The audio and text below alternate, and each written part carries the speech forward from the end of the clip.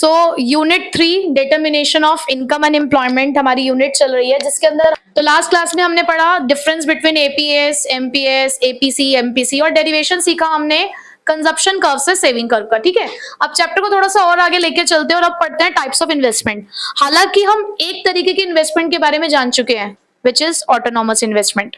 ठीक है, अब उसी के साथ हम इंड्यूस इन्वेस्टमेंट को भी पढ़ते हैं। तो हमारे पास दो तरीके की इन्वेस्टमेंट है, इंड्यूस्ड और ऑटोनॉमस। तो पहले मीनिंग समझे। इंड्यूस्ड इन्वेस्टमेंट वो इन्वेस्टमेंट है जो प्राइवेट सेक्टर करती है, और प्राइवेट सेक्टर कोई भी काम बिना पैसों के लिए नहीं करती। तो ये वो इन्वेस्टमेंट है जो सिर्फ तभी बढ़ाई जाएगी अगर हमारे प्राइवेट सेक्टर को ये लगता होगा कि उन्हें प्रॉफिट मिलने वाला है, और जैसे जैसे इनकम बढ़ेगी उनकी वैसे वैसे ही वो उस एरिया के अंदर अपनी इन्वेस्टमेंट को इंक्रीज करेंगे। तो यही इसकी डेफिनेशन कहती है that it refers to the investment which depends on the profit expectations. उन्हें जैसी प्रॉफिट की एक्सपेक्टेशन होगी वो उसी के अकॉर्डिंग इन्वेस्टमेंट करेंगे। ज्यादा प्रॉफिट मिल रहा होगा तो ज्यादा इन्वेस्टमेंट करेंगे, कम प्रॉफिट मिल रहा होगा तो कम इन्वेस्टमेंट करेंगे, and directly influenced by the income level. और जैसे जैसे इनकम लेवल बढ़ेगा वैसे वैसे ये वाली जो इन्वेस्टमेंट है वो भी बढ़ती जाएगी। बट उसी के कंपैरिजन में अगर हम ऑटोनॉमस इन्वेस्टमेंट की बात करें तो ये वो है इन्वेस्टमेंट है जिसको इनकम से, प्रॉफिट से कोई लेना देना नहीं है, और ऐसी इन्वेस्टमेंट पब्लिक सेक्टर यानी कि हमारा जो गवर्नमेंट सेक्टर है वो करती है। So it refers to the investment which is not affected by the change in income, कि आपकी इनकम का लेवल अगर चेंज भी होता है तो इससे इस इन्वेस्टमेंट पे कोई फर्क नहीं पड़ता, इससे प्रॉफिट मोटिव से भी कोई फर्क नहीं पड़ता। हमने पीछे कॉन्सेप्ट्स पढ़े थे, वहां पे आपने देखा था जब हम एडी निकाल रहे थे तो आई बिल्कुल कांस्टेंट था, तो मैंने आपको वहां भी ये बात बताई थी कि ये ऑटोनॉमस इन्वेस्टमेंट होती है। नेक्स्ट, मोटिव की अगर मैं बात करूं तो ये प्रॉफिट मोटिव होता है, और यहां पर हमारा मोटिव क्या है, सोशल वेलफेयर। देखो प्राइवेट सेक्टर प्रॉफिट के लिए काम करता है। इनकम इलास्टिसिटी मतलब कि इनकम के साथ इसका रिलेशन कैसा है, तो ये इनकम इलास्टिक है। इलास्टिक मतलब चेंज, कि अगर इनकम चेंज होगी तो ये भी इन्वेस्टमेंट चेंज होगी, बट ये इनइलास्टिक है, इससे कोई फर्क नहीं पड़ता कि इनकम का लेवल कुछ भी हो, जीरो लेवल पर भी ये इन्वेस्टमेंट आपको सेम मिलेगी। स्लोप ऑफ कर्व, यहां पर स्लोप का मतलब है कि इसकी शेप कैसी होती है। अब क्योंकि इसका इनकम के साथ जो रिलेशन है वो कैसा है, पॉजिटिव है, डायरेक्ट है, कि जैसे जैसे इनकम का लेवल बढ़ता है ये इन्वेस्टमेंट भी बढ़ती है। फिर वही बात, दो चीजों के बीच में पॉजिटिव रिलेशनशिप देखने को मिल रहा है कि दोनों की हाँ दोनों की ना एक साथ हो रहा है, तो ग्राफ कैसा बनता है, अपवर्ड स्लोपिंग। बट वहीं पे यहाँ पे इसको कोई फर्क ही नहीं पड़ता कि इनकम का लेवल क्या है, तो यहाँ कैसे बनेगा आपका graph, parallel to x axis. ठीक, सेक्टर, यहां पर इंड्यूस इन्वेस्टमेंट कौन करता है, प्राइवेट सेक्टर, और ऑटोनॉमस इन्वेस्टमेंट हमारी गवर्नमेंट। आप ग्राफ देख लीजिए, इसका डायग्राम देखो। अब क्योंकि इसका इनकम के साथ कैसा रिलेशनशिप है, डायरेक्ट, तो इसका कर्व कैसे दिख रहा है आपको, अपवर्ड स्लोपिंग। जब आप इस इनकम के लेवल पे थे तो आपकी इन्वेस्टमेंट का लेवल इतना था, जैसे ही आपने अपनी इनकम का लेवल इंक्रीज किया आपका इन्वेस्टमेंट का लेवल भी इंक्रीज हो गया। इधर आप देखें अगर ऑटोनॉमस इन्वेस्टमेंट के अंदर, तो इनकम के लेवल्स बढ़ते जा रहे हैं बट इन्वेस्टमेंट के लेवल पे कोई भी फर्क नहीं पड़ रहा है। ठीक, क्लियर हो गया आपको ये दोनों इन्वेस्टमेंट्स कौन कौन सी होती हैं।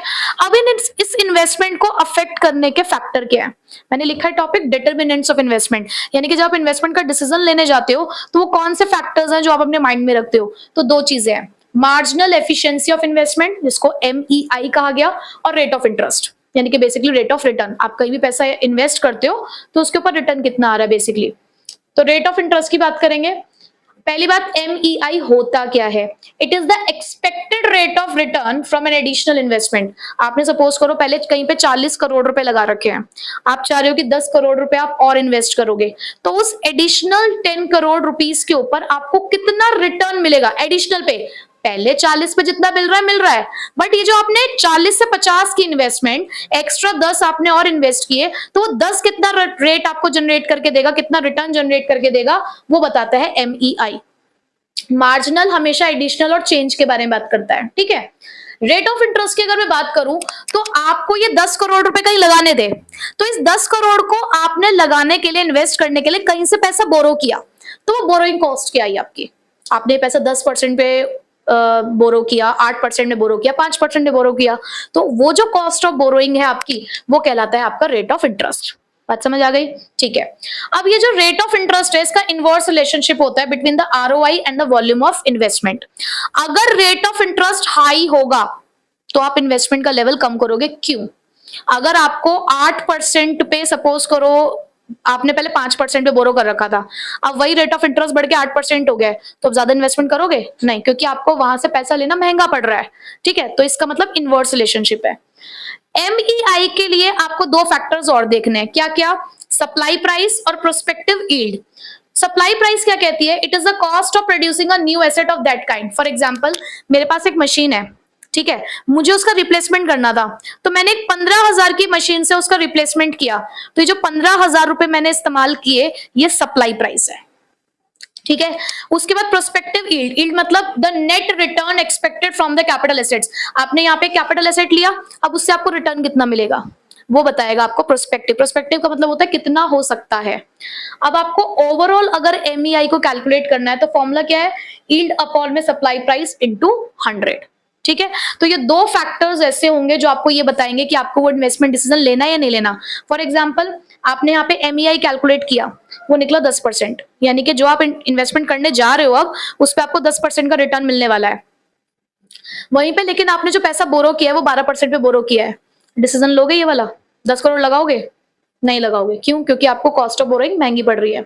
बट वहीं पे मैं कहूँ आपने यहाँ पे 10% का रिटर्न जनरेट कर रहे हो, 8% पे पैसा मिल गया है, तो आप डिसीजन लोगे। ठीक है, तो इस तरीके से ये जो डिसीजंस हैं ये लिए जाते हैं। अब थोड़े थोड़े छोटे छोटे से कुछ कॉन्सेप्ट्स हमें समझने हैं, एक कुछ डेफिनेशंस हैं। ये क्यों पढ़नी है? क्योंकि अभी जो हम फुल इक्विलिब्रियम लेवल का कॉन्सेप्ट पढ़ेंगे उसके अंदर आपको पता होना चाहिए कि फुल एम्प्लॉयमेंट क्या होता है, अनएम्प्लॉयमेंट क्या है, इनवॉलेंटरली अनएम्प्लॉयमेंट किसे कहते हैं। ठीक है, तो सबसे पहले फुल एम्प्लॉयमेंट का मतलब क्या है?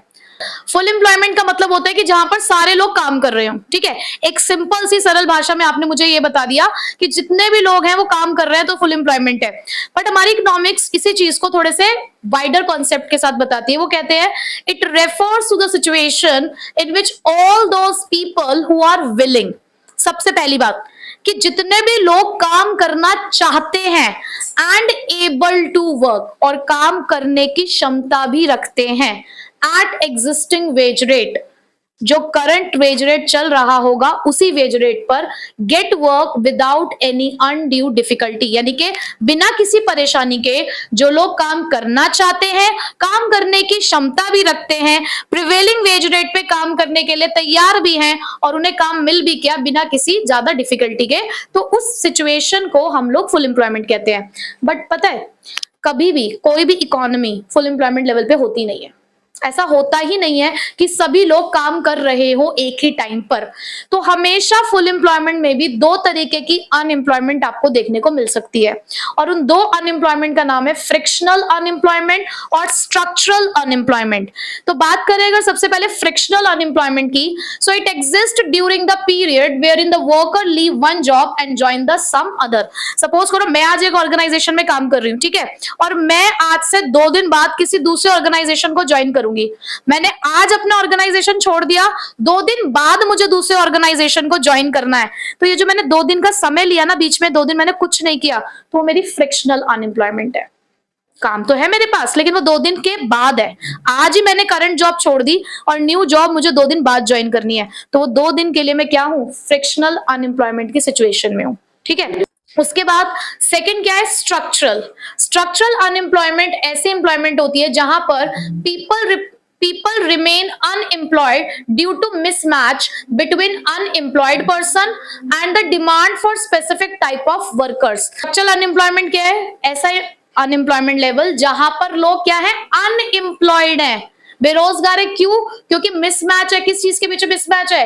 अनएम्प्लॉयड पर्सन, यानी कि लोगों की डिमांड कितनी आ रही है, कौन से टाइप ऑफ वर्कर की डिमांड आ रही है, और लोग अनएम्प्लॉयड है। देखो, जैसे कि हमें चाहिए एक ऐसा पर्सन जिसके पास कंप्यूटर नॉलेज हो, तो हमने क्या किया, अपने यहाँ पर वर्कशॉप ऑर्गेनाइज कराई और 1 महीने या 15 दिन या 10 दिन की ट्रेनिंग दी हमने अपने वर्कर्स को।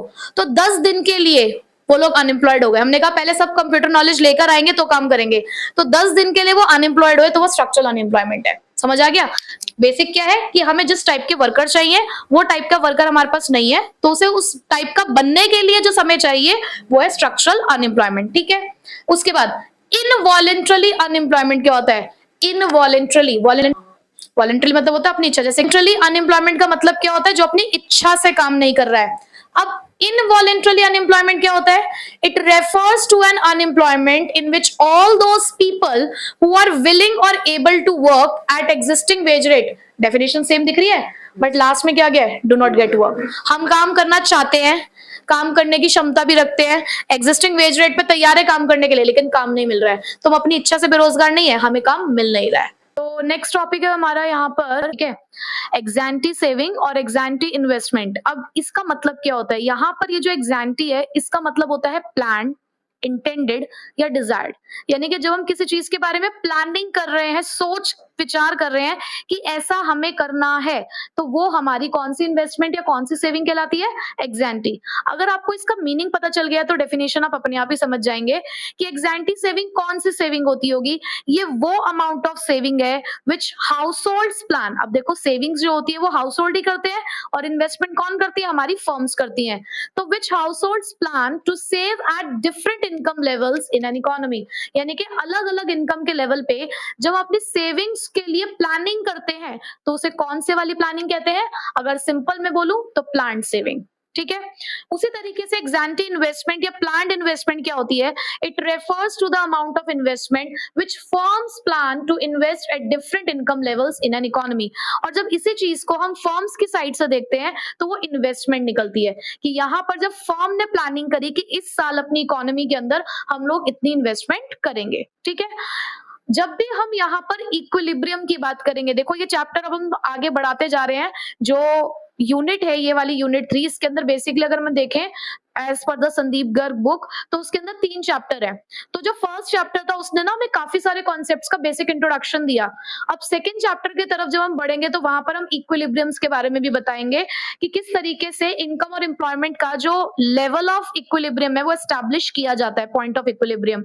तो उसको सीखने के लिए हमें ये बात पता होनी चाहिए कि एक इकोनॉमी कब इक्विलिब्रियम पॉइंट पे होगी, जब प्लान्ड सेविंग प्लान्ड इन्वेस्टमेंट के बराबर होती है. यानी कि जितना हम सोच रहे हैं सेविंग करने के बारे में, अगर उतनी ही प्लानिंग हमने इन्वेस्टमेंट की भी करी है और दोनों एक पॉइंट पे आकर इक्वल हो गए हैं, तो उसे ही इक्विलिब्रियम पॉइंट कहा जाएगा. ठीक है. बट क्या जरूरी है कि जितना हमने प्लान किया हो सेव करने के लिए, या जितना हमने प्लान किया हो इन्वेस्ट करने के लिए उतना ही हुआ होगा? अलग भी तो हो सकता है. तो उसी के लिए कॉन्सेप्ट निकल कर आया एक्सपोज्ड सेविंग या एक्सपोज्ड इन्वेस्टमेंट, जहां पर एक्सपोज्ड का मतलब होता है एक्चुअल या रियलाइज्ड, कि हमने यहाँ पर कुछ इन्वेस्टमेंट या यहाँ कुछ सेविंग्स के बारे में सोचा था, बट एक्चुअल में हम कितना सेव कर पाए या एक्चुअल में हम कितना इन्वेस्ट कर पाए वो हमें एक्सपोज्ड बताता है. ठीक है. सो एक्सपोज्ड सेविंग्स क्या है? It refers to the actual और realised saving in an economy during a year. एक साल के अंदर आपने जितना भी सेव किया है एक्चुअल में, उसे हम क्या कहेंगे? Expose saving. उसी तरीके से एक्सपोज्ड इन्वेस्टमेंट क्या है? It refers to the actual और realised investment in an economy during a year. यानी कि हमने यहाँ पे कुछ इन्वेस्टमेंट करने के बारे में सोचा था, प्लान किया था, बट एक्चुअल में जितनी हमने करी वो कौन बताएगा हमें? Exposed investment. बट जब भी हम इस चैप्टर के अंदर सेविंग और इन्वेस्टमेंट की बात कर रहे होंगे तो हम इस वाले की बात कर रहे होंगे. ठीक है. ये सिर्फ हमें अपने नॉलेज के लिए पता होना चाहिए. ठीक है. अब एक बहुत छोटा सा कॉन्सेप्ट जो हमारा एपीसी एमपीसी एपीएस एमपीएस के साइड में छूट गया था, वो था relationship between APC and APS. ये कैसे निकला है रिलेशनशिप?